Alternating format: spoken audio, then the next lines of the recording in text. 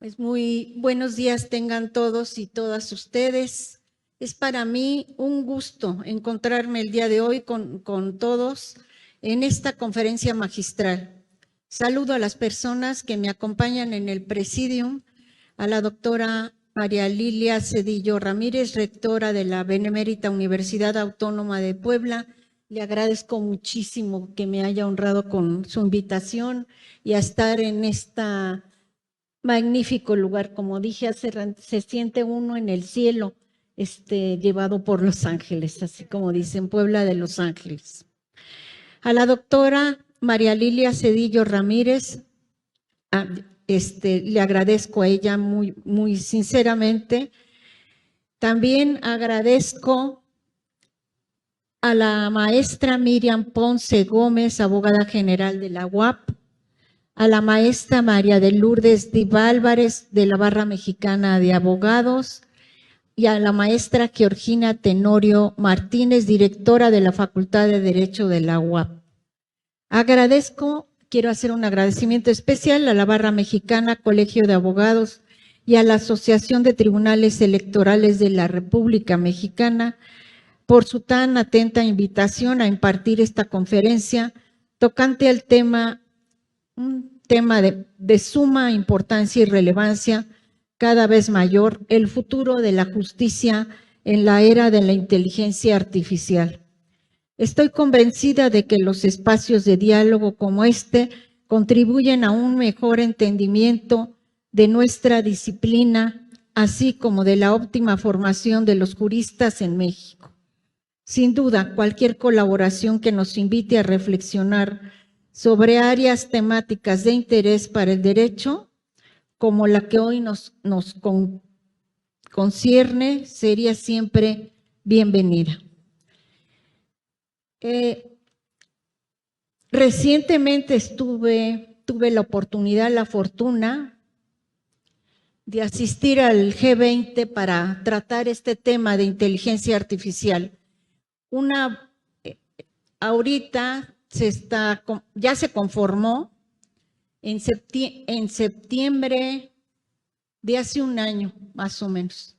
Se conformó un grupo de 30 expertos en inteligencia artificial. Hay abogados, hay ingenieros, en fin, de distintas profesiones que se han abocado para redactar lo que va a ser la creación de un organismo internacional que van a confluir todos los esfuerzos en este tema, inteligencia artificial, y donde están convocados incluso grandes empresas digitales, Google, Microsoft, en fin, más los especialistas de distintos países.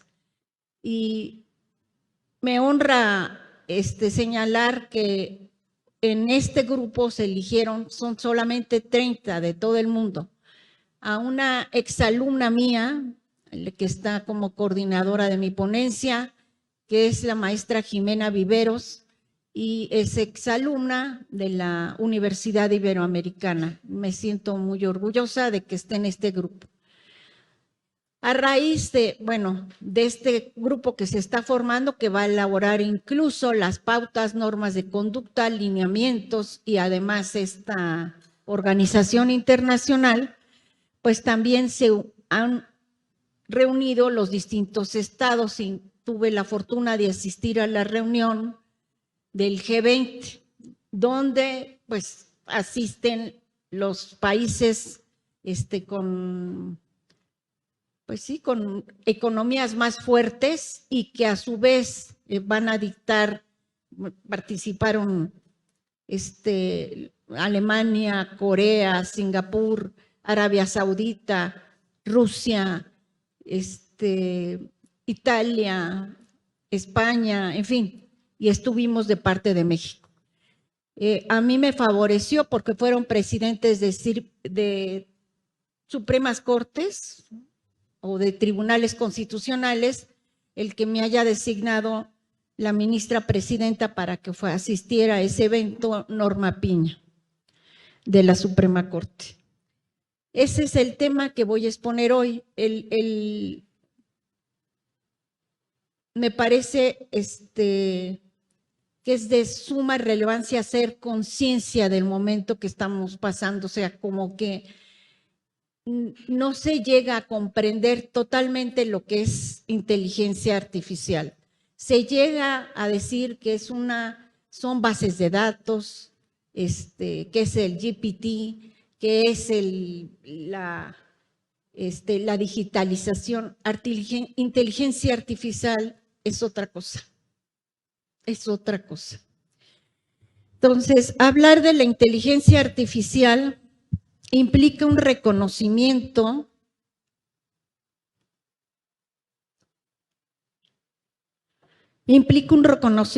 de un paradigma de progreso científico a nivel global y un parteaguas en que se revoluciona la realidad como la conocemos.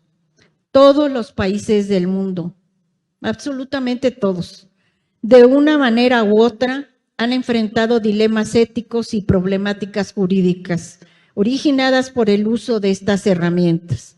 El acelerado uso de tecnologías de la información y comunicación sin precedentes requiere de un análisis jurídico prudente que nos permita explotar sus beneficios y mitigar sus riesgos. La UNESCO entiende a la inteligencia artificial como aquellos sistemas capaces de procesar datos e información de una manera que se asemeja a un comportamiento inteligente y que abarca generalmente aspectos de razonamiento, aprendizaje, percepción, predicción, planificación o control. Dependiendo de su grado de complejidad, la inteligencia artificial puede dividirse en 3 categorías: inteligencia artificial acotada, inteligencia artificial general, superinteligencia artificial.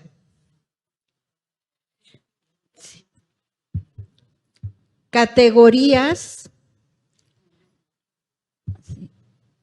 según el grado de complejidad. La inteligencia artificial acotada está programada para realizar una tarea en específico. Prácticamente todas las inteligencias artificiales desarrolladas al día de hoy pertenecen a esta categoría. Inteligencia artificial general, punto aún hipotético, pero no necesariamente lejano, en el que las inteligencias artificiales serán capaces de pensar, ahí el asunto, o sea, la cuestión principal,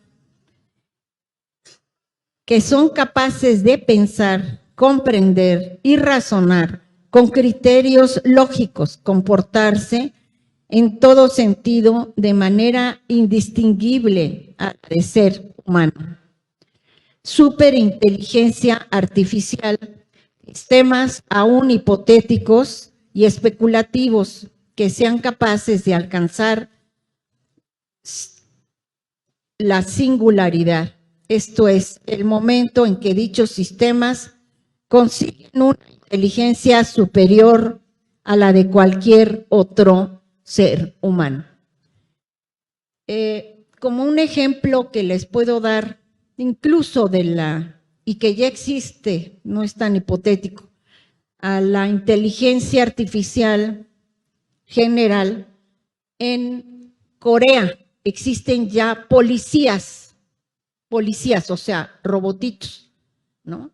Que le leen a uno las características biométricas, que se perciben la ansiedad de la persona, los latidos de su corazón, el que le sube la presión arterial, y por su decisión, o sea, no están programados, no hay atrás ninguna ente más bien ninguna persona humana, deciden detener a una persona. Esto ya está funcionando. Policías, así, que porque ven a una persona que corre, que está agitada, que está, en fin, puede ser ni siquiera que ellos presuponen que dentro de su inteligencia artificial, su pensamiento, como fueron programados, que deben de tener esa persona, pero no hacen la distinción, o sea, hablando como imperativos éticos con el doctor Alfonso Siliceo, ellos no hacen la distinción, por ejemplo, los policías con todos nuestros defectos, personas humanas, pues si ven a qué sé yo, a una persona, nos ha tocado ver que no está muy bien de sus facultades a veces, ¿no? Y deciden detenerlo porque nada más se pone a deambular así en la calle y a correr, ya por eso va a ser una persona que va a dirigirse a cometer un delito, por eso son detenidos. En el ámbito judicial ya existen, o sea, no es una hipótesis, países donde utilizan la inteligencia artificial y ellas razonan. Por ejemplo, en la reunión que estuve, Alemania dijo que no estaban dispuestos a ceder la facultad de decidir a entes de la inteligencia artificial, que solamente ellos van a seguir haciendo sus funciones como personas humanas que son. En cambio, hay países como Singapur, Arabia Saudita, Corea, que sí utilizan inteligencia artificial en el Poder Judicial.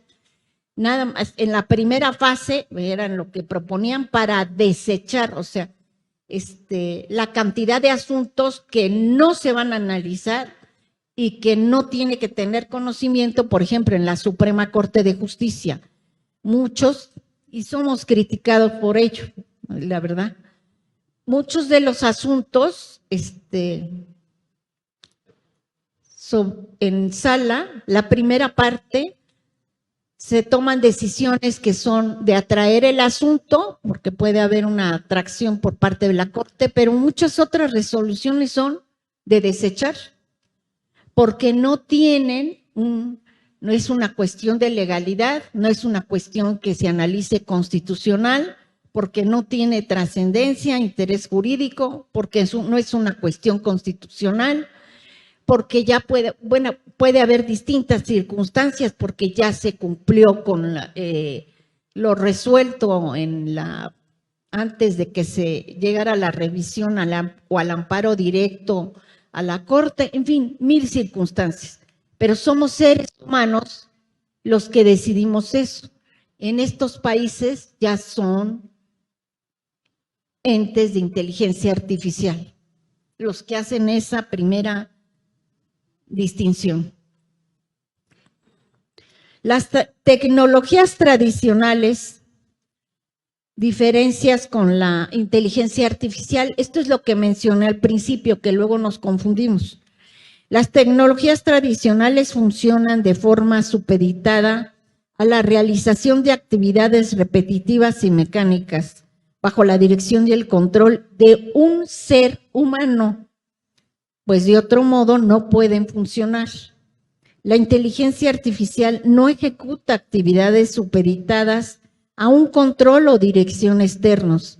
Su sello distintivo descansa en la noción de autonomía, al contar con un determinado grado de independencia del ser humano. La autonomía de la inteligencia artificial se relaciona con el aprendizaje automático, es decir, el conjunto de técnicas computacionales que le permiten generar información con base en la extracción de patrones y la formulación de deducciones.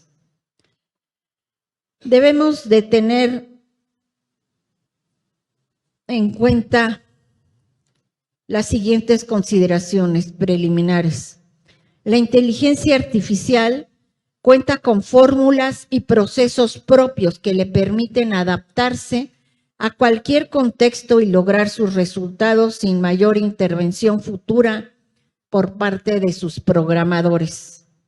Hoy en día nos encontramos en una etapa que podríamos considerar temprana respecto del desarrollo de estas tecnologías.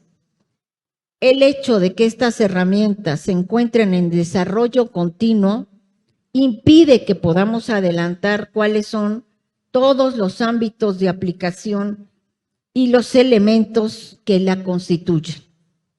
La definición tecnológica se encuentra sujeta a continuos cambios que conlleva el progreso científico, dado la amplia diversidad de los modelos y algoritmos que la comprenden. La inteligencia artificial ya está cambiando la forma en que trabajamos, vivimos, interactuamos las personas mediante aplicaciones que facilitan y mejoran los procesos de las diversas industrias. Para ver cómo han transformado ya nuestras vidas, esto no es inteligencia artificial, pero más o menos para que se imaginen, nuestros celulares, o sea, a todos con la información y la utilización que hacemos de los celulares, no sé si les ha llamado pues sí, les ha dado la curiosidad o les llama la atención que les mandan la información que exactamente es compatible con ustedes. Las ofertas que exactamente estaban buscando. Los sitios o plataformas que ustedes personalmente pues les tienen más preferencia. Eso no es casualidad. Es resultado de un algoritmo, precisamente están viendo cómo lo regulan para que no se utilice, porque de esa manera pueden transitar, pues manejan a muchas mentes, ¿eh? El promedio más o menos, yo he preguntado cuánto es el promedio que está uno en las redes o tiempo real de vida pegado con los celulares, ¿no? Nada más uso de redes a veces el promedio normal son 3 horas diarias, 15 horas a la semana de nuestra vida. Eso es un promedio bajo. Muy bajo, ¿verdad? Sí. Entonces, imagínense, y más los jóvenes, yo creo que mis hijos están más pegados al teléfono, entonces esos han de estar como en las 6, yo creo. Y para dar las clases también es un obstáculo porque no se pueden despegar. Los estudiantes prefieren, pues sí, si no tuvieran las clases, uno me llegó a decir, no dando clases, tenía problemas como estudiante y les damos unas asesorías, tutorías. Y le dije, ¿qué es lo que haces en el día? ¿Qué es lo que haces en el día? Para poderlo guiar. Pues pues desayuno, me voy a la universidad y de la universidad tomo mis clases y luego me regreso a mi casa. ¿Y qué haces todo el tiempo que te quedas en tu casa antes de regresar a clases en la tarde? Porque no trabajaba, eran de los chiquitos recién iniciados, los que están entrando a la licenciatura. Y me dice, pues, veo mi celular, juego videojuegos o veo la televisión. Le dije, ¿cuántas horas pasas con el celular? Y me dijo la friolera de, pues como unas 9 horas diarias. 9 horas diarias. Le dije, ¿a qué horas lees un libro, estudias en los libros? No hay eso. Pero es por esto, bueno, además por otras cosas, pero este algoritmo es que están tratando de limitarlo, quieren ver de qué manera obligan legalmente, esta es otra cuestión legal, para que la utilización de estos algoritmos en los celulares ya no se ha utilizado de la forma que se utiliza. ¿Cuál es la relación de este tema de la inteligencia artificial con los derechos humanos? De acuerdo con Volturk, alto comisionado de las Naciones Unidas para los Derechos Humanos, la inteligencia artificial tiene el potencial de proporcionar enormes beneficios para la humanidad. Podría mejorar las previsiones estratégicas, democratizar el acceso al conocimiento, incrementar el ritmo y avances científicos, aumentar la capacidad para poder procesar enormes cantidades de información. Para aprovechar este potencial debemos asegurarnos de que las ventajas pesen más que los riesgos y además imponer límites para situar a las personas en el centro de desarrollo de las nuevas tecnologías. Cualquier solución, cualquier regulación debe tomar como base el respeto a los derechos humanos. Según lo señalado por el Alto Comisionado para los Derechos Humanos, existen dos escuelas diferentes de pensamiento que moldean el desarrollo actual de la regulación en torno a la inteligencia artificial. El enfoque en riesgos se centra principalmente en la autorregulación y en la autoevaluación por parte de los desarrolladores de inteligencia artificial. En lugar de acogerse a las normas detalladas de esta regulación, pone énfasis en identificar y mitigar, así como ese mitigar en el medio ambiente, los riesgos para poder lograr resultados. Este enfoque confiere una gran responsabilidad al sector privado, es decir, a las empresas, las grandes plataformas, no las grandes empresas que están en este grupo de los 30, los grandes 30 negociando en Naciones Unidas. En septiembre va a haber una conferencia muy importante, la Cumbre del Futuro, y en esa Cumbre del Futuro van a estar los estados, los representantes de, no solamente de los estados, de estas empresas, y van a discutir sobre el futuro que se nos avecina. Y ustedes dirían, ¿cuáles serían los riesgos? Yo he tratado de concientizar igual a los jóvenes, a estudiantes o jóvenes de otras universidades, y a familiares, mis hijos, mis sobrinos, etcétera.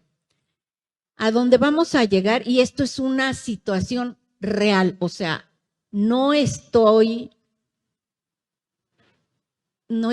hablando, seguramente recordarán, y si no, a los jóvenes que se encuentran ahorita conmigo, y los adultos, si no la han visto, Odisea en el espacio, la película de Kubrick, ¿no? 2001. Ahí tienen un ejemplo de inteligencia artificial. Anoten para que la vayan a ver la película. Si no la han visto. A ver, de aquí los jóvenes, ¿quién ha visto la película Odisea en el espacio? La de Kubrick. Ay, te felicito. Qué bueno. Qué bueno. Además de tener esta película, para que se den una idea, es de 1955 y ya habla de inteligencia artificial. O sea, tiene a un ente en la nave espacial, era un genio Kubrick, porque así fue futurista lo que nos está ocurriendo ahorita. Un ente que decidió que porque se dieron cuenta que cometió un error, la computadora o el ente de inteligencia artificial los tenía que matar. Y mató a todos los que estaban, no les voy a contar más, pero bueno, a los que estaban ahí que prácticamente a todos, véanla. Es el primer ejemplo, se van a dar cuenta cómo es la inteligencia artificial. Lo que yo voy a decir no es un futurismo, está ya, por eso se están discutiendo estos temas en Naciones Unidas. Y en las instituciones educativas, lo que hay que ver, cómo van a ser los planes de estudio, porque hay que compatibilizar las necesidades que va a haber en el mercado. O sea, no se van a, por ejemplo, las sentencias las puede hacer un ente de inteligencia artificial, te saca una sentencia preciosa. Las tesis profesionales, pues ya hemos visto, las puede hacer, y trabajos de investigación, con las perfectas citas, etcétera, etcétera, la inteligencia artificial. Películas, por eso se pusieron a discutir y hicieron manifestaciones, novelas, títulos, películas, cualquier actividad humana. Pueden hacer el trabajo legal, el trabajo ya arquitectónico, la medicina. Ahorita se opera con robot, pero vamos a llegar a que sea el robot sin alguien que esté atrás. Eso está a la vuelta de la esquina. Entonces hay que prepararse. Los jóvenes, porque esa es la situación, de no desechar, porque vamos a perder la velocidad, porque dicen, y no nada más jóvenes, también adultos, es que uso mi GPT y me hace todo. Ah, qué bonito. Mi GPT. Sí, pero el GPT no te obliga a reflexionar. Hasta para redactar cartas, hacer campañas de publicidad, enviar mensajes masivamente. Bueno, ya dije, tesis, trabajos de investigación, lo que sea. Es muy útil, pero si lo utilizamos sin racionalidad, corremos un gran riesgo como personas. ¿Cuál es el riesgo? Que dejemos de reflexionar. No vamos a reflexionar.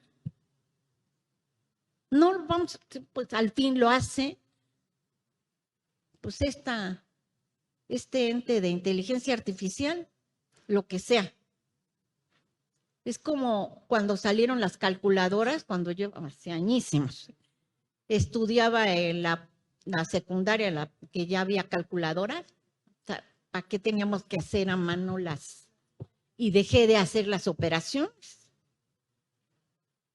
Dejé de hacer las operaciones.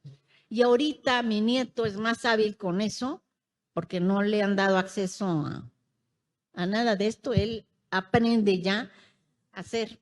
Y ya está, ha estudiado álgebra y todo, y tiene escasos 10 añitos.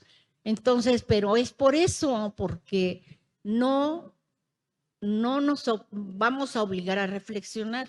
Y lo otro que también internamente yo me digo, es que nos vamos a privar de la maravilla que es el conocimiento. Cuando leemos los libros, razonamos, reflexionamos, yo normalmente estoy bajo la regadera y digo, oh, ya me cayó el 20. Pero eso no es porque tenga un GPT en mi cabeza. No lo tengo. No somos seres humanos, es porque ha sido el producto de años y años y años de estudio y de lectura. Muchos años. Y entonces cuando se presenta un problema, ya digo, por aquí va la solución.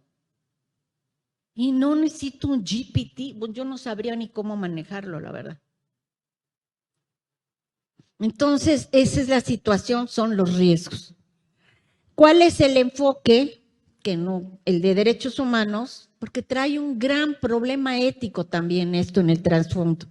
El otro enfoque integra los derechos humanos en todo el ciclo de la vida, de la inteligencia artificial. De principio a fin, los principios de derechos humanos se incorporan a la recopilación y selección de datos, así como al diseño, el desarrollo de la implantación y uso de los modelos, instrumentos y servicios resultantes.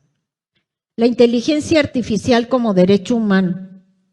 El protocolo adicional de la Convención Americana sobre derechos humanos en materia de derechos económicos, sociales y culturales, Protocolo de San Salvador, de 1988, establece en su artículo 14b, denominado Derecho a los beneficios de la cultura, que los estados partes reconocen el derecho de toda persona a gozar de los beneficios del progreso científico y tecnológico. Ello implica que los estados parte, y en este caso México, tienen la obligación de blindar salvaguardas necesarias para garantizar el acceso y avances desarrollados en y por la inteligencia artificial, por los que estos no podrán ser limitativos en ningún aspecto formal jurídico para las personas. Este es un punto importante. Ya se habla, bueno, en mi propuesta de la acción de inconstitucionalidad que llegó a ser aprobada por 4 votos en la sentencia que se dictó en febrero de hace 2 años, hablo del derecho humano a la electricidad. O sea, no podemos entender la electricidad como un bien que le pertenece a las transnacionales, que podemos concesionar para que le pongan el precio que quieran ahora sí que las empresas privadas, sean nacionales o extranjeras, porque nos dan energías limpias y que no tengan acceso a la energía eléctrica la mayoría de las personas. Entonces, y me faltó un voto para que lo reconocieran como derecho humano. Ahora que fui al G20, fui a la Facultad de Economía de Brasil, Brasil tiene en su constitución el derecho a la electricidad. El derecho a la electricidad, igual que el derecho al agua, son los derechos económicos, sociales y culturales. ¿De qué me sirve, no? Porque dicen ahora, derecho al internet. Caramba, si no tengo electricidad, gracias a la electricidad tenemos, ahora después del COVID, que también resolvimos muchos asuntos, tenemos salud, tenemos vida, tenemos vivienda, tenemos educación, toda la educación a distancia, tenemos, en fin, no son realizables varios derechos humanos si no tenemos acceso a ese derecho. Y si no tienen todos, o sea, no es una cuestión de que unos cuantos nada más, los que puedan poner sus celdas solares, perdón, y aquel que no las puede pagar,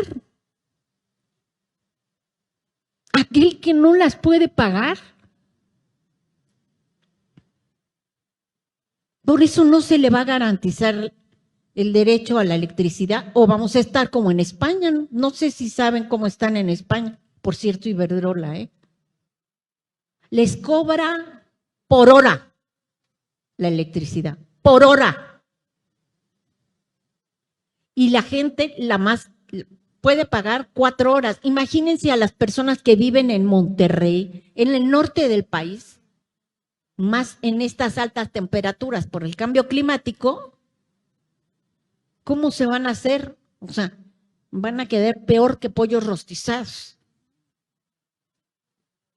Pero no, la gente no puede pagar esos costos. Agua. Me pasó en la corte también, en la segunda sala. Me decían, no, se los puedes cortar el agua, que no sé qué, porque al que no pague. Perdón, ok, pero les tienes que garantizar el mínimo. Hay derecho al mínimo para la subsistencia de toda persona. Y eso se le tiene que garantizar. Y dice la Constitución. Y lo dicen los instrumentos de derechos humanos. En el caso de inteligencia artificial, es exactamente la misma historia.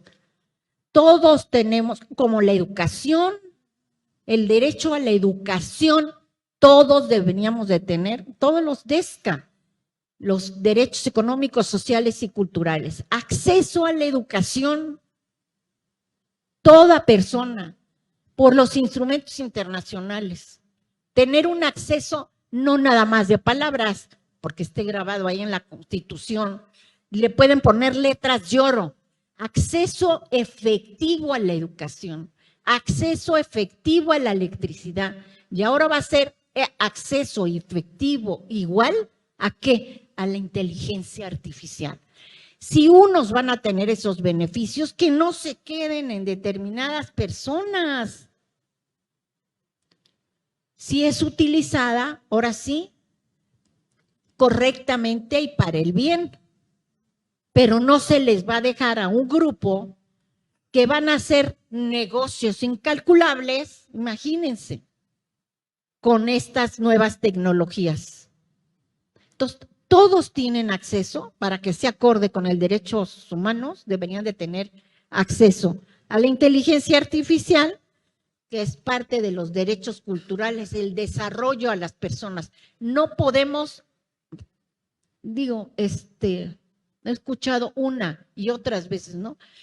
En este lugar hay, y anda buscando, ¿no? Internet, y todos deberíamos de tener acceso al Internet, así como a la inteligencia artificial. Bueno, la inteligencia artificial a favor de las personas. Como todos los campos de la vida humana, si la inteligencia artificial no se gestiona con un enfoque de derechos humanos y a favor de las personas, puede conducir a resultados adversos y nefastos. Sin la adecuada supervisión y enfoque de desarrollo de la inteligencia artificial, puede ampliar lo que estaba diciendo, las desigualdades económicas, sociales, culturales existentes.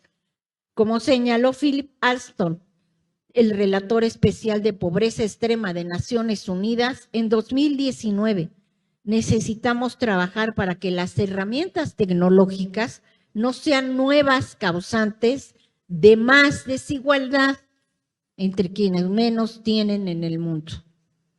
Hay evidencia sobre el rumbo que podría tomar la inteligencia artificial si no es bien gestionada. Personas catalogadas como más propensas a cometer delitos solo porque algoritmos, lo que les decía, de inteligencia artificial tienen sesgos en torno a las personas afrodescendientes o latinas en algunos países. A ver, si lo utiliza Estados Unidos, ¿no? Pues mexicanito, estos son los que cometen delitos. Sistemas de reconocimiento facial que alimentan los prejuicios estereotipados. Ayer que estuvimos ahí en la Cámara de Diputados, los ministros llegó a interpelar a la presidenta ministra Norma Piña, una diputada trans. Imagínense, los trans, bueno, los grupos vulnerables obviamente están del grupo LGTBI más, y las trans están en especial situación de vulnerabilidad. Ha habido muchas desapariciones, asesinatos, etcétera. O sea, tiene razón. Bueno, no fue la forma, bueno, quién sabe, yo no soy nadie para juzgar si fue la forma o no fue la forma. Si la tenían al acceso, y a los 11 ministros, pues sí, hubiera hecho lo mismo. No, de distinta forma, pero ella nos increpó. Es esto, los estereotipos. Exactamente esta situación. Amenazas hacia la democracia, sus procesos electorales. Hay países donde votan, Brasil, por ejemplo, pues no acuden a urnas ni nada, es electrónico. Aquí ya tenemos una magistrada que sabe mucho sobre eso, muchísimo. Entonces, y la credibilidad de sus instituciones debido a la desinformación, diseminación y discurso de odio y cibervigilancia. La inteligencia artificial en las actividades de la judicatura y en relación con el derecho de acceso a la justicia. Un cambio de paradigma. En el ámbito jurídico se encuentra en un momento paradigmático. La enseñanza, como mencioné, la práctica e incluso el mismo significado del derecho merecen ser repasados desde muchas aristas. Una adecuada implementación de las herramientas tecnológicas requiere una estrecha colaboración entre los diversos actores relevantes de la disciplina jurídica. El sector público ha incursionado en la materia de la manera más lenta respecto del privado, quizás bajo la idea de que la aplicación de las nuevas tecnologías representa una solución que implica altos costos respecto a los niveles de eficacia de la actividad estatal. Desde la adjudicatura podemos apuntar que la implementación de las herramientas tecnológicas y particularmente la inteligencia artificial tiene el potencial de influenciar la labor jurisdiccional en mayor o menor medida. Los niveles de impacto de la implementación de herramientas tecnológicas. En el nivel básico, cuando la tecnología es utilizada de manera limitada para asistir labores humanas sin sustituirlas. Estas herramientas informan, asesoran a las personas operadoras de la justicia, constituyéndose en tecnologías de apoyo. Ahí estaríamos muy bien apoyados por sistemas de inteligencia artificial. En el segundo nivel, comprende sistemas orientados al relevo de actividades humanas. Ojo, relevo de actividades humanas. Las decisiones los toman estos entes. Es decir, se trata de tecnologías de sustitución como aquellas dirigidas a eficientar los procesos de gestión judicial. Los integrantes del Tribunal Superior de Justicia de la Ciudad de México, magistrados, y hasta juezas les han llevado a ofrecer, les han ofrecido como las pruebas de que como con un ente de inteligencia artificial más desarrollado que un GPT pueden tener, o sea, les dictan la sentencia, les hacen una sentencia perfecta, pero ellos no deciden, se las hace el ente inteligente. Cuando la tecnología tercero, último nivel, significa procedimientos mediante los que se imparte justicia, nos encontramos ante tecnologías disruptivas. En estricto escenario, la utilización de algoritmos que permiten un acercamiento a nuevas formas de justicia. Es decir, imagínense un gran conflicto, no sé, en materia testamentaria, ahora que estoy en la primera sala, o problema con los bancos. Esos son los más divertidos. Problema con los bancos, ¿no? Los asuntos de más dinero son los de los bancos. No, sería catastrófico para ellos. O sea, que te resuelva una computadora, bueno, un ente de inteligencia artificial, que no puedas ir a hablar con el ministro o el secretario de estudio y cuenta. O con nadie, no con la computadora y con el ente artificial. Imagínense eso. Para los abogados, Funciones no críticas se refieren a procesos internos y métodos que apoyan la gestión judicial. Ejemplos de las funciones no críticas son la digitalización automática de expedientes, eso ya existe. La generación de documentación necesaria para llevar a cabo un procedimiento jurisdiccional también existe, así como la distribución y turno de casos de personas operadoras de justicia. Esto también podría existir y sería adecuado. Funciones críticas son aquellas que corresponden directamente a las personas juzgadoras y son inherentes a las labores jurisdiccionales que desempeñamos. El avance tecnológico aún se encuentra pendiente de incidir ampliamente en las funciones críticas. Vale la pena cuestionar de qué manera podemos acercarnos a un mejor entendimiento con las tecnologías y donde podamos encontrar las fuentes de las prospectivas implementación de estas herramientas en la labor jurisdiccional. Como ya les comenté, hay algunos países donde las sentencias ya las dicta el ente de inteligencia artificial. Tecnologías de apoyo. En la mayoría de las judicaturas alrededor del mundo, la implementación de nuevas tecnologías se ha centrado en tecnologías de apoyo. Las nuevas tecnologías permiten la mejora del acceso a la justicia. Uno de los escenarios que se suscitó de manera especial con la pandemia COVID-19 fue la implementación de estas herramientas. Teníamos pues, audiencias por en las plataformas, las distintas plataformas. Yo estaba en el consejo de la judicatura y todas las sesiones eran por plataforma, o sea, y desde casita, y me tocó pues cerrar tribunales en un momento porque fallecieron muchísimos magistrados, muchísimos jueces, de verdad, y estábamos a punto, en un fin de año, tomé la decisión de cerrar los tribunales hasta que pudiéramos pasar, porque estaba su pandemia en apogeo, yo me voy a quedar sin jueces y sin magistrados. Entonces dije, voy a alargar las vacaciones y nada más dejo a personas de guardia, porque hay ciertas cuestiones que se tienen que resolver ya, o sea, todas las cuestiones penales. Pero lo demás se dejó pasar, pues sí, fue fácil como 15 días, pero porque no teníamos cómo integrar los juzgados.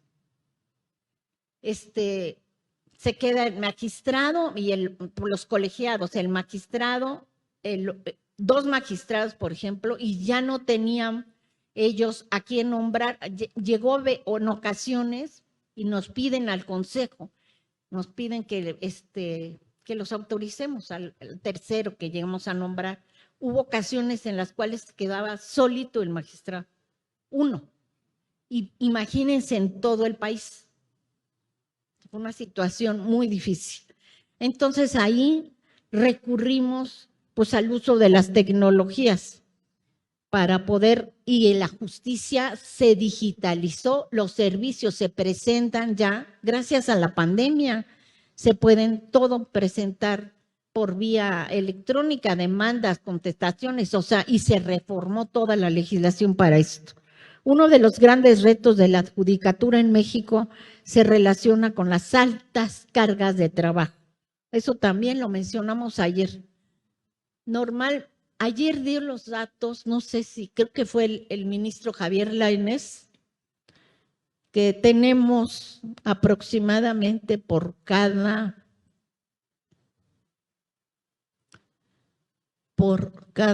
me voy a equivocar, pero era una cifra muy fuerte, no sé, 200,000 habitantes tenían acceso a un juez.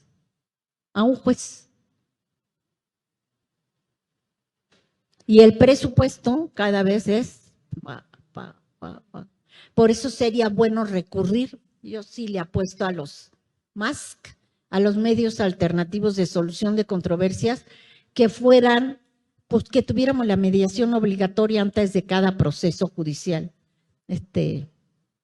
A mucha honra yo digo que soy mediadora, me formé en la Ciudad de México, en el Centro Alternativo de Solución de Controversias de la Ciudad de México, y estoy convencida que eso sería una buena ayuda para descargar la carga de trabajo. El uso de estas tecnologías ha permitido ser más eficaces. Si juntaran la tecnología más los MASC, pues sería una mejor situación. Más que no se vislumbra que vamos a tener más presupuesto, ya no se van a nombrar más jueces,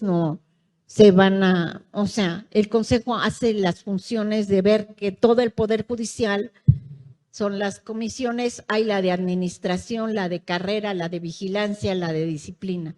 Y los encargados del Consejo de la Judicatura Federal lo que hacen es ver que se tengan todos, pues sí, lo necesario para poder desarrollar esta función jurisdiccional. Sin embargo, No sabemos cómo va a funcionar cómo va a operar la reforma. Como está planteada, pues van a cambiar a todos los ministros, o más bien les van a pedir su renuncia, igual que a los consejeros. O sea, es una situación que va a ser sumamente compleja, por lo menos yo lo veo compleja, de que se haga, pero eso está planteado, de un solo inicio. Ya, ¿qué decir de lo que son jueces, magistrados? Imagínense, federales, y luego también la reforma abarca a los locales. Es una situación que ayer se planteó y que, bueno, esperemos que hayamos logrado, por lo menos con jueces, magistrados a nivel federal y local. Es inviable, o sea, que tiene que ser paulatino, no se tiene conciencia de todo no hablando de esto, de las cargas de trabajo.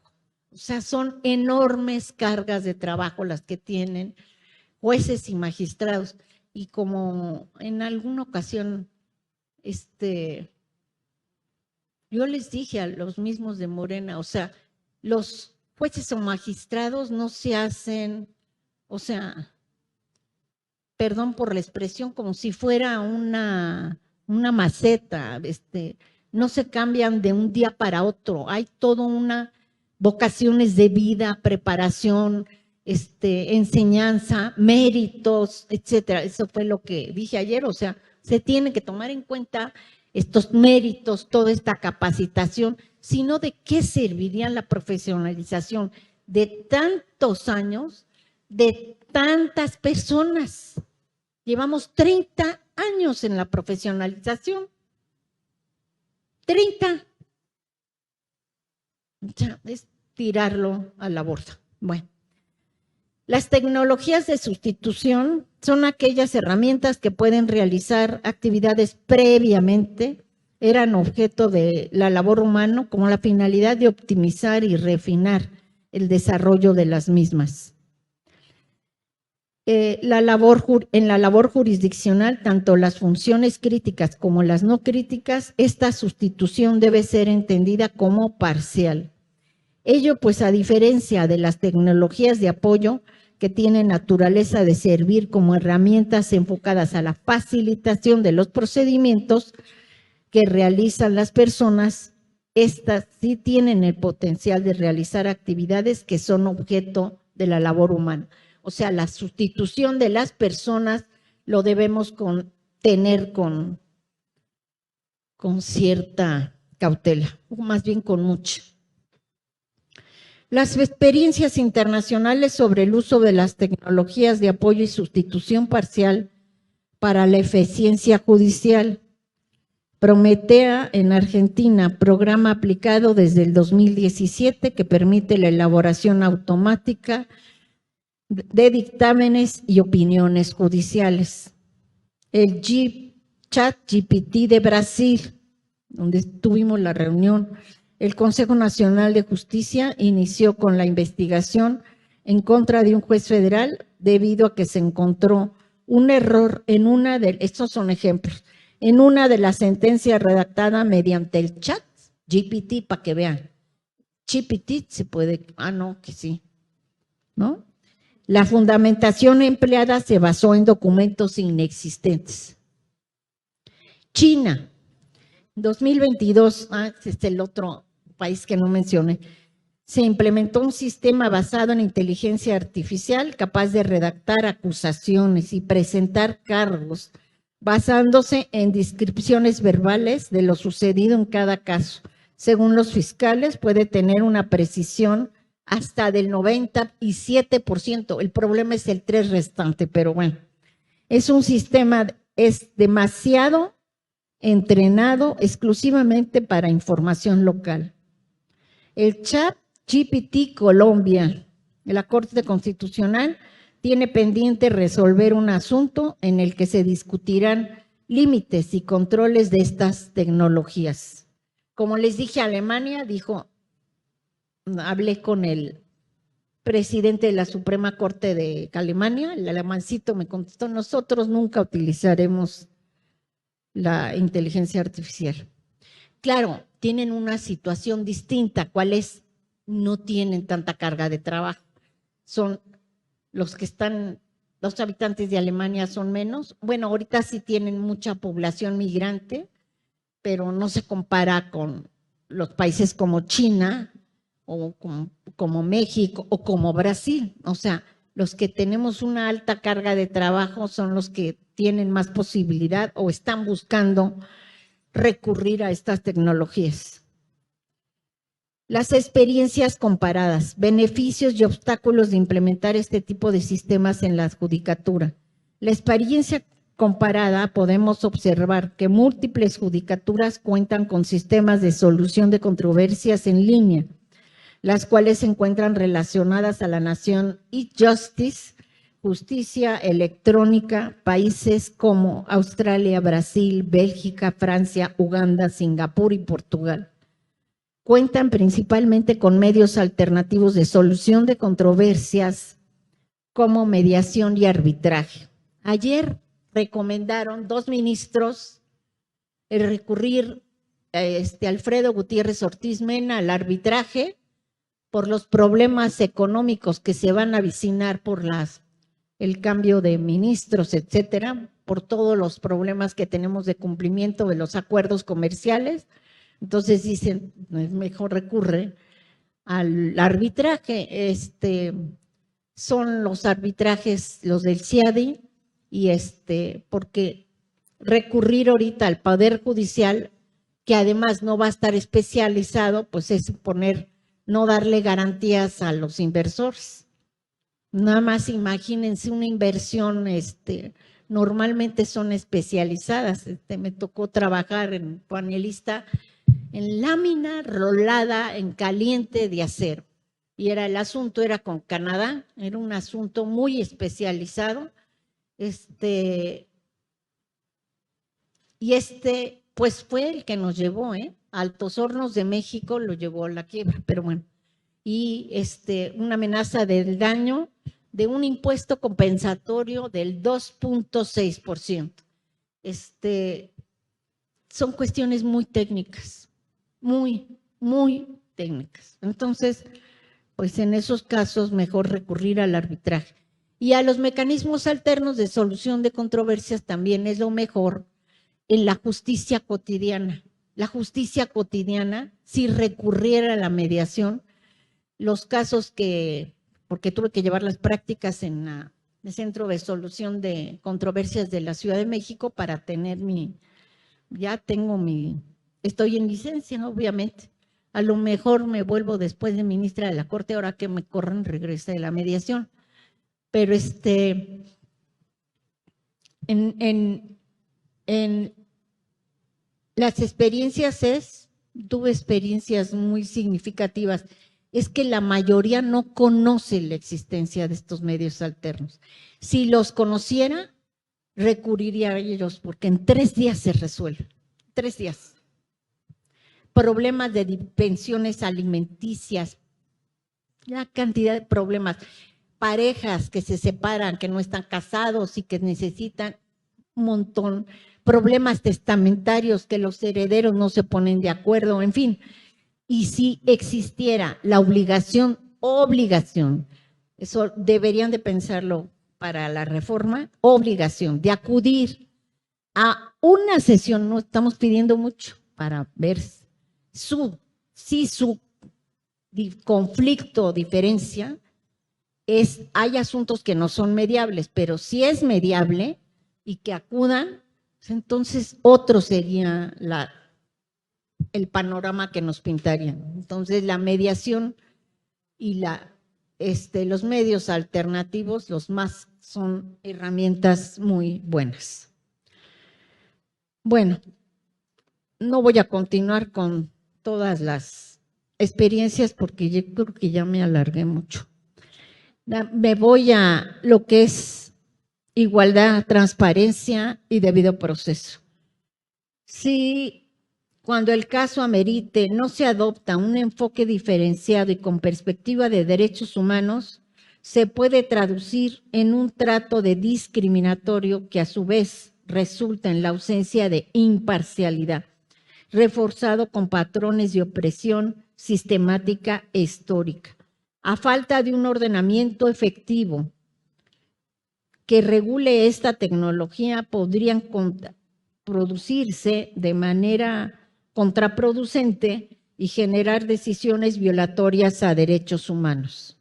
Tenemos el problema de lo que se ha llamado la caja negra. El denominado problema de la caja negra parte de la enorme complejidad de abstracción del aprendizaje automático de estas herramientas. Esta situación generaría problemas en materia de transparencia, rendición de cuentas y garantías del debido proceso, pues cuando los sistemas no son transparentes, ni explican a los usuarios de estos, no pueden conocer cuál ha sido el razonamiento, lo que les comenté, tras una decisión. Ahorita tenemos al INAI y estamos en la época de la transparencia. Imagínense pedirle al ente de inteligencia artificial, oye, ¿cómo llegaste a este resultado? Pedirle información.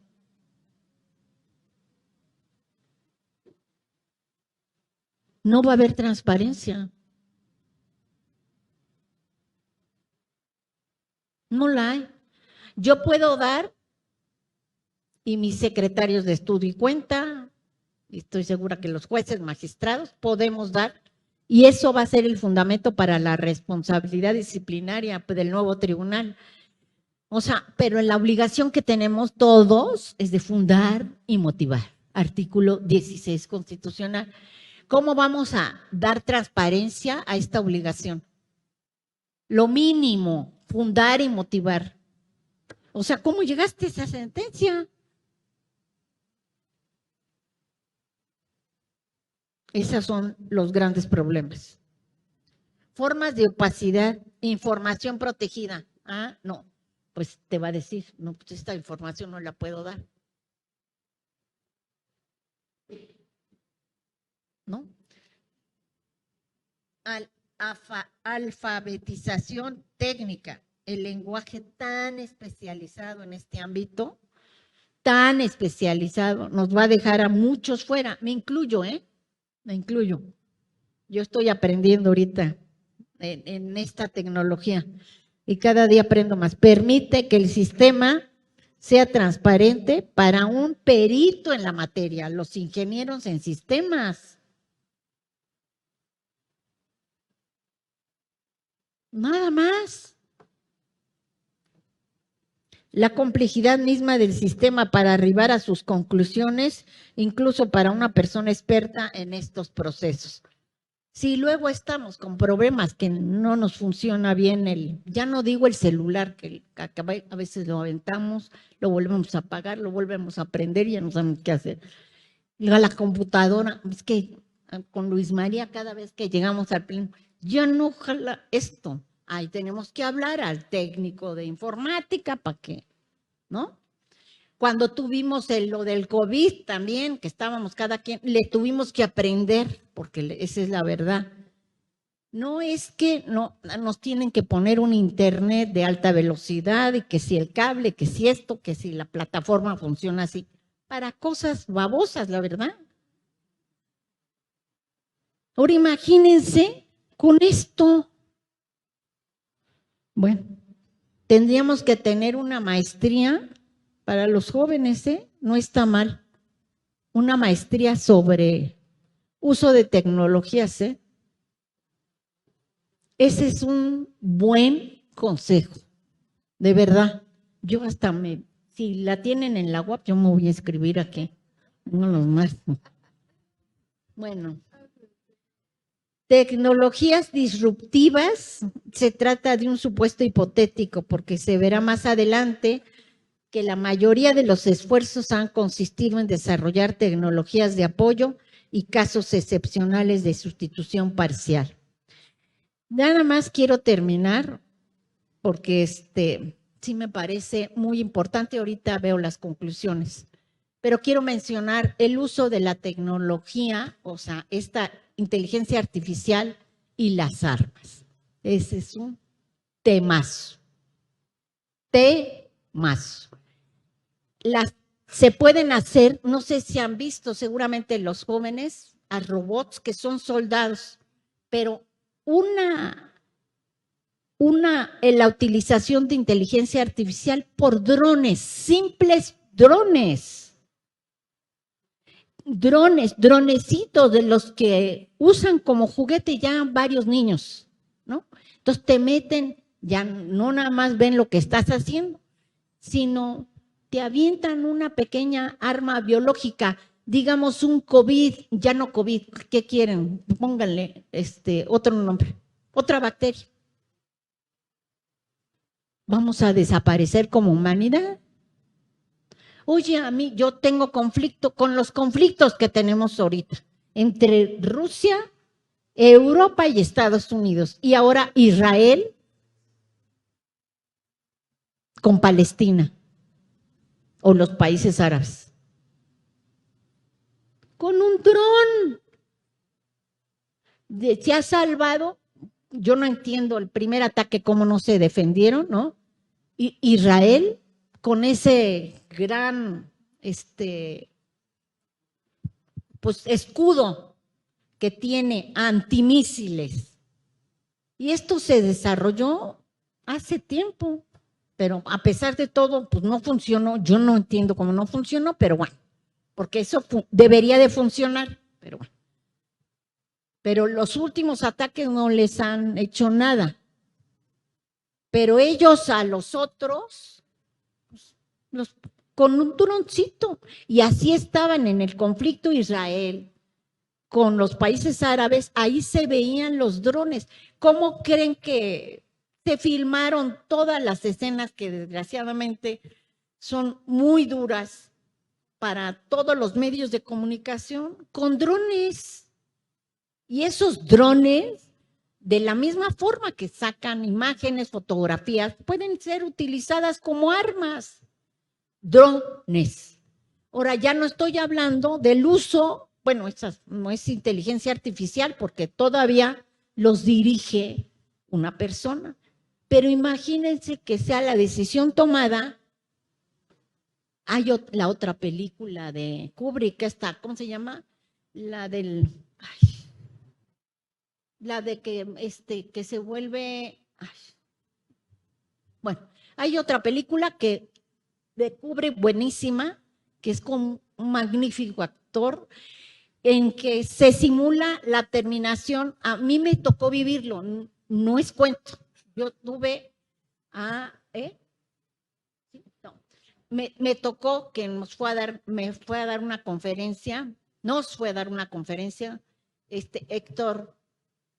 Héctor Cuadra, el distinguido doctor Héctor Cuadra, que ya falleció, y también el director de el Organismo Internacional para la Desnuclearización de América Latina, Héctor Grosse-Spiel. Bueno, el caso es que Héctor Grosse-Spiel nos dijo, en ese momento estaba yo en la carrera, o sea, en el año 75, 76, y en ese año nos dijo, Rusia, bueno, el presidente ruso y el de Estados Unidos se mueven a todos lados con una cajita roja. Y en esa cajita roja, no es cuento, si hay un ataque así como el que se dio en Israel, deciden si se lanzan los misiles intercontinentales, los Patriots, etcétera, si dan respuesta. Y entonces, eso sale en esa película. Y que finalmente, pues lo pueden oprimir. Finalmente, esta opresión de este botocito, pues obedecía a una persona. La decisión la tomaba una persona, con todo el cargo que lleva esta situación, ¿no? El lanzamiento de las bombas de Hiroshima y de Nagasaki, lo mismo. Hay responsables, no sé cómo durmieron, si no han fallecido, responsables que decidieron mandar esas bombas cuando ya estaba casi concluida la Segunda Guerra Mundial. Entonces, pero ahí eran personas. Ahora imagínense una inteligencia artificial que tome esa decisión. Esos son los riesgos que debemos de evitar. Desgraciadamente, cuando les dice uno armas, todo el mundo le saca la vuelta, porque a esas cosas, pues, ¿cómo vamos a entrarle? Eso es y menos en el momento actual.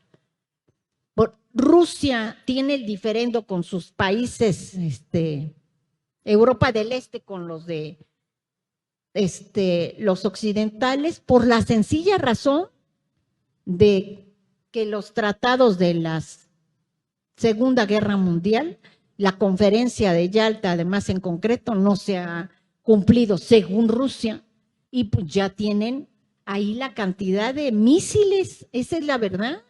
Está toda la frontera con misiles, nada más apachurrar un botoncito. Un botoncito. A veces no nos damos cuenta. En el caso de México, pues las situaciones que dicen que en Cuba, pues ahí tenemos instalados varios armamentos, varios armas. Varias.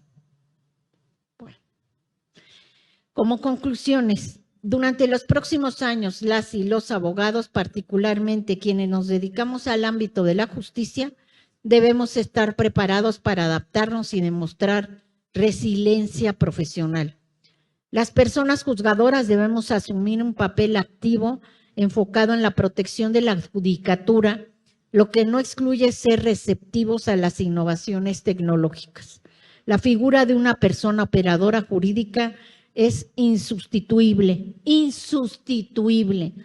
en tanto la implementación de las tecnologías disruptivas no represente una solución para los problemas de la judicatura.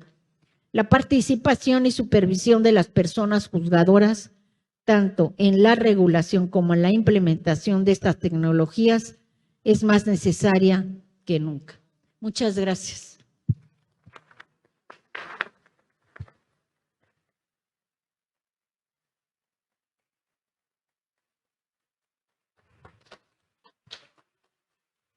Agradecemos a la doctora Loreta Ortiz Alf, ministra de la Suprema Corte de Justicia de la Nación, su magistral conferencia, y ahora la rectora de nuestra universidad, la doctora María Lilia Cedillo Ramírez, hará entrega de un reconocimiento a nuestra conferencista por esta conferencia titulada El futuro de la justicia en la era de la inteligencia artificial. Muchas gracias a la doctora Loreta Ortiz Alf, ministra de la Suprema Corte de Justicia de la Nación.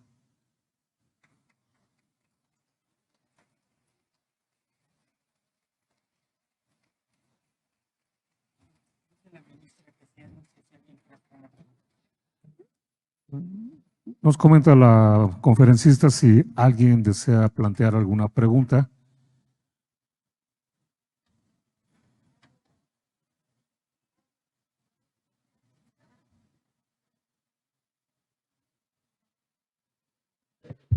Sí, gracias.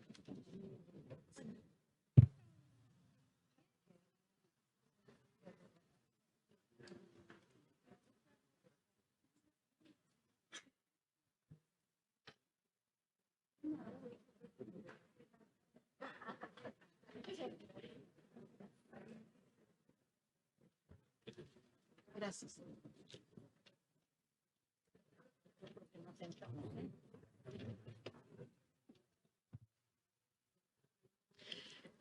Una pregunta es, ¿será que en algún momento el desarrollo del derecho salga o esté por delante del desarrollo tecnológico? No creo. A ver, esta es una muy buena pregunta.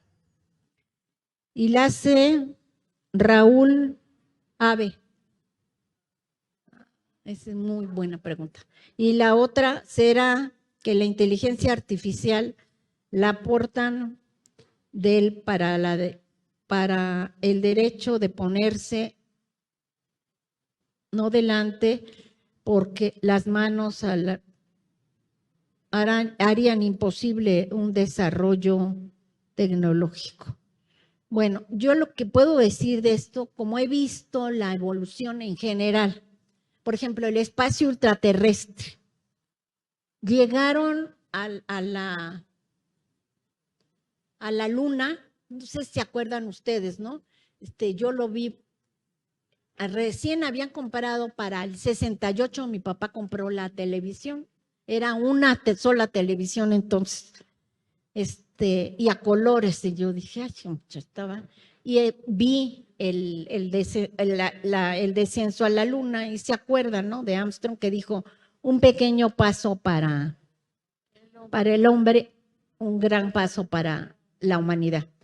La Luna, o sea, así quedó, hay un tratado de 11 artículos, es pequeñito, para la Luna, y los cuerpos celestes pertenecen a la humanidad. Es el primer espacio que es patrimonio común de la humanidad, el primero.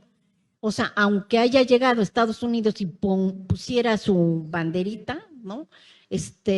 La bandera de Estados Unidos, la Luna y los cuerpos celestes pertenecen a la humanidad. Y no se pueden instalar armas de destrucción masiva, porque se pueden instalar, o sea, hay tecnología para instalar armas de destrucción masiva y que de hecho han operado y han hecho una gran destrucción.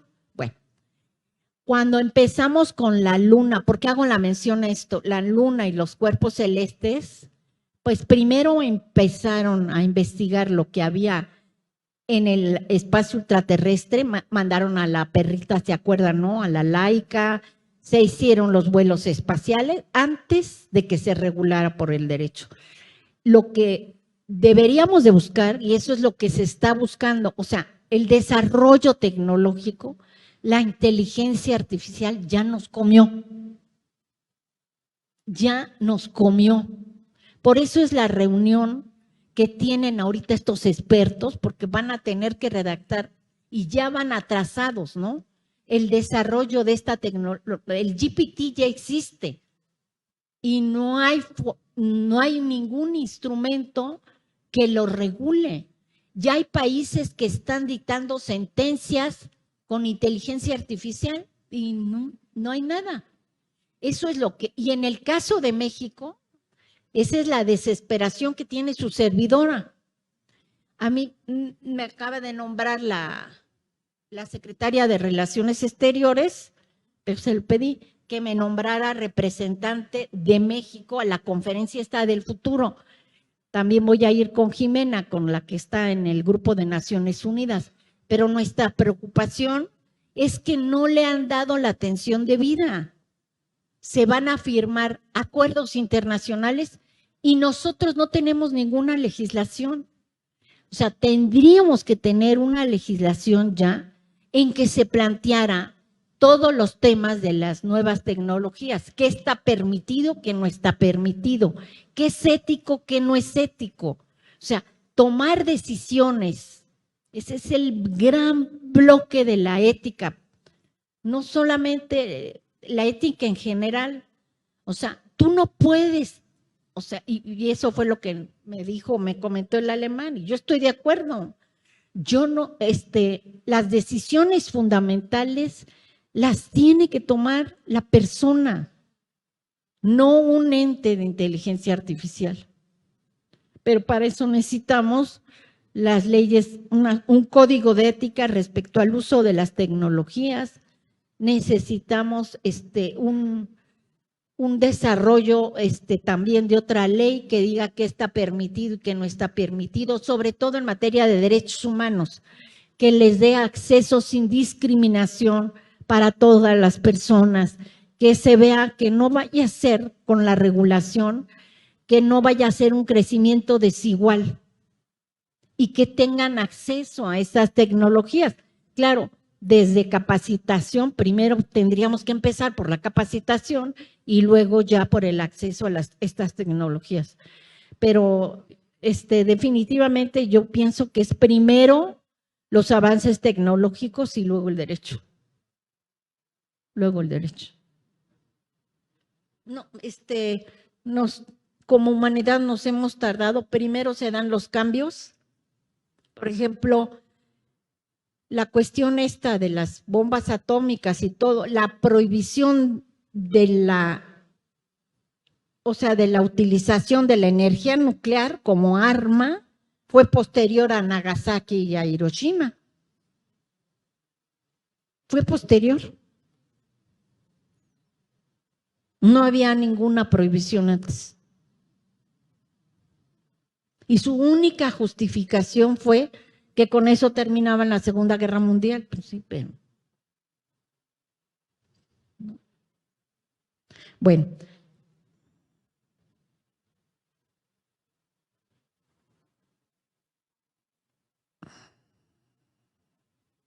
A ver si me la quieren leer, porque...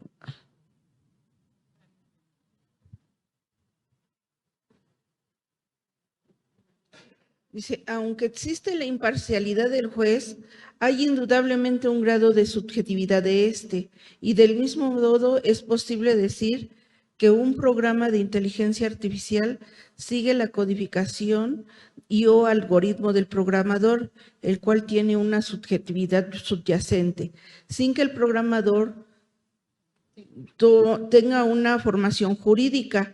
Con base en esa, considero que pasará de la subjetividad del juez a la del programador. Entonces, es su posición. ¿Puede la inteligencia artificial erigirse como un juzgador imparcial y llegar a sustituir a los jueces? Para poderle... Bueno, a ver, ese es el otro tema que tampoco no lo traté aquí.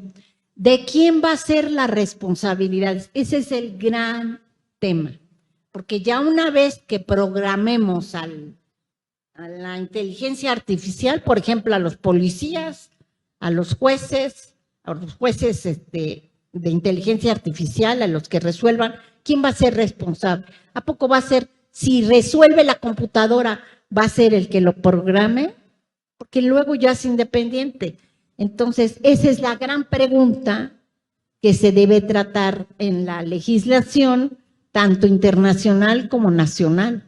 O sea, alguien tiene que ser responsable, porque el uso, como ya les dije, pueden haber errores y que no sean menores.